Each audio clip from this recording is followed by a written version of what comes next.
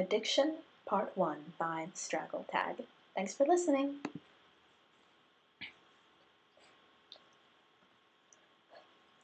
Coffee is widely recognized by almost everyone as an addiction.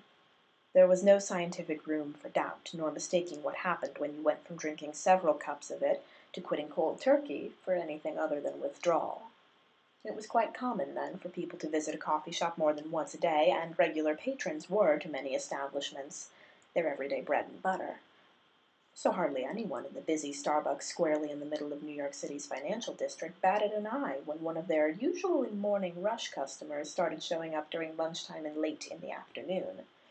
The man in question, known to the employees of the establishment as N.R.G., the initials that were always scrawled sloppily on the side of his coffee cup, which only he knew stood for Nicholas Robert Gold, or simply Sir, was, in many ways, like most of the others around downtown Manhattan.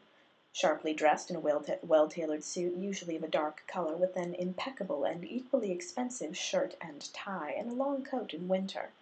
His hair was, perhaps, a tad on the long side for someone of his age in obvious high position, and he walked with the aid of a cane, but, for the most part, he seemed to blend in with the usual upper-class "I feel entitled to treat you like scum" clientele that the jaded baristas at the coffee store were used to dealing with.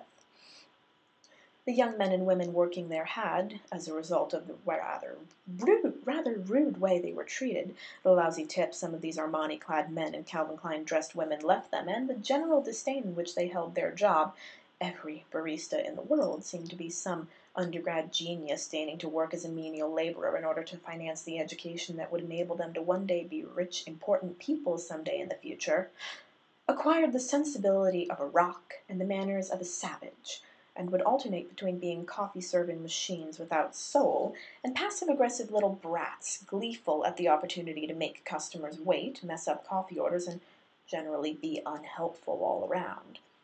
It was their right, it seemed, after being paid a pittance to put up with awful people day in and day out.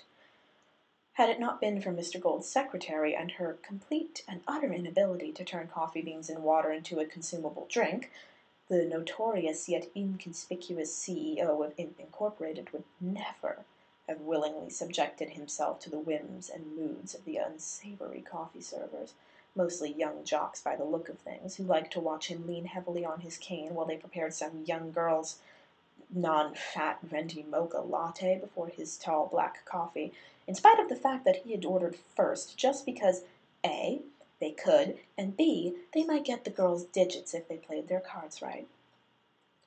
His complete and utter dislike for the coffee place made him take advantage of one of his many interns to get him his midday and afternoon fix, but his office was almost deserted in the mornings, so he had no choice but to get his morning cup himself. He made sure never to tip and almost never to linger, uncaring of ever being recognized as one of the most prominent figures in the business world, and very thankful he had paid handsomely to preserve his privacy so much that not a picture of his face had ever been published, so he didn't have to worry about ever reading in a gossip rag about his stinginess. The change had happened suddenly and unexpectedly. He had ran into the Starbucks a little bit later than usual, sopping wet from the pouring rain, and had gone straight to the counter, his eyes surveying the drenched wool coat with a hint of distaste as he barked his order with more derisiveness than usual. "So, just the coffee and the apple bran muffin?" The barista's voice was unfamiliar and, strangely, female. "Yes, dearie, like always," he had replied nastily before looking up and meeting what had to be the bluest eyes to grace a human being's face. Unlike most of the baristas at the establishment, the girl behind the registry was shorter than him and was smiling widely, her cherry lips contrasting nicely with her white teeth. The front bangs of her chestnut hair were tied behind her head, leaving the rest to prettily cascade behind, curling about her shoulders. "I'm so sorry, sir, it's my first day, but I'll make sure to memorize your order for next time." Her tone, far from being mocking, was sincere, as was the apologetic look about her eyes. "Your name?" He looked at her oddly and gave her his initials, expecting the sort of weird look that all new employees gave him when he refused to give out a name, but she merely nodded, and proceeded to take his money and hand over his change before taking a cup and filling his order while at the same time greeting the next customer. The shop was quite busy, but the girl, for a first-timer, seemed to have perfected some sort of rhythm that allowed her to juggle the many orders with little difficulty. Still, impatience was thick in the air, and people crowded around the edge of the counter, waiting for their name to be called. "Sir! Sir!" Gold had begun to maneuver his way awkwardly to the throng of impatient customers when the new girl's voice reached his ears. He turned to see her gesturing for him to come close.